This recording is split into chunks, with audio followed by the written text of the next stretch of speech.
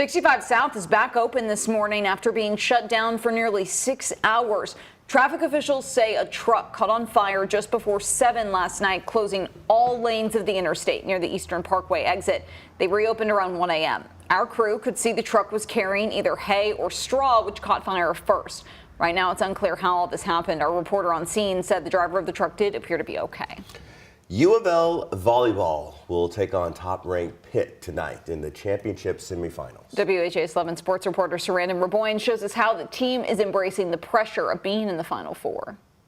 There's no place like home court advantage, especially for an NCAA Final Four. Louisville is embracing all of the hometown connections in this championship series. How you guys? Did you have fun today? Yeah. I just want people in the country to know that volleyball is a big deal in this state, and it'll continue to be a big deal, and that's how you grow a program, and that's how you sustain it, is when people care.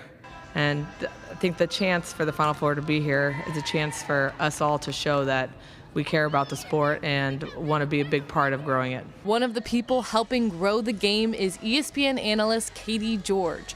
The Louisville native played for the Cards and knows how far this program has come. It's really special for me to be here, to be able to call a national semifinal and final. You know, I always dreamed of playing in one as a player.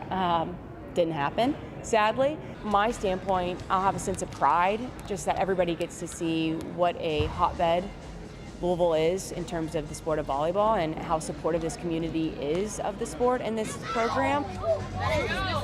But yeah, I've had a lot of requests, and I have no doubt that it's going to be packed, and I'm hoping the diehard Louisville fans found their way in and didn't have to pay too much for a good seat. Louisville is vying for its first ever volleyball championship in this Final Four, but first they face Pitt on Thursday. That game will start at 6:30. Reporting at the KFCM Center, I'm Sarandon Raboyne, WHAS 11 on your side.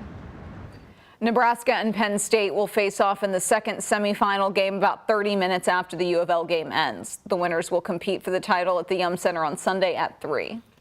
A Jeffersonville man charged with murder is expected to face a judge today. 19-year-old Anthony White was arrested earlier this week after being on the run for nearly a month.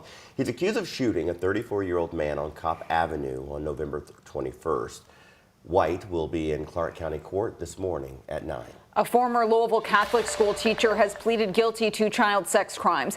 Last February, Jordan Fouts pleaded not guilty to child sexual abuse material charges after being accused of editing student photos onto explicit images. He changed his plea in court yesterday.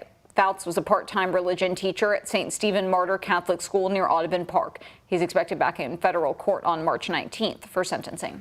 The Elizabethtown Police Department is sounding the alarm on a public health crisis. Officials say there are Percocet pills laced with fentanyl circling around the community and confirm it is responsible for at least one death. Elizabethtown police say the pills are very similar, but the laced ones do not have as sharp of cuts on them. After recording multiple overdoses and a death connected to this drug, Public Affairs Officer Chris Denham says they need to warn families. Overdoses are often fatal, and just imagine the void that it would create in the family members' lives should something happen to them. Everyone is impacted by drug abuse. As of right now, police don't know how many are out there, but they are encouraging anyone with these drugs to hand them over to law enforcement. Police say you can surrender them without fear of punishment. Police also encourage those who may know of the whereabouts of these pills to call their tip line. That number is on your screen, 1-800-597-8123. Starting January 1st, a new law will crack down on vape pens in Kentucky. Nicotine vapes will now need FDA authorization in order to be sold in the state. As of now, only 3 manufacturers have been approved by the FDA to sell e-cigarette products. The law also adds fines for any business caught selling vapes to people under 21. On a 4th strike, the business would lose the ability to sell vape products for a year. Local vape store owner Troy LeBlanc is anticipating a big impact on his stores. Jobs are going to be lost. We're going to close down several stores, and a lot of our customers are either going to have to go way up in nicotine, or they're going to have to go to smoking, or they're going to have to buy things illegally online. To get around the changes, LeBlanc says he's opening a store across the river in Jeffersonville in January. Some Kentucky lawmakers actually want to expand on the bill in the 2025 legislative session, including State Senator Jimmy Higdon, who represents Nelson County.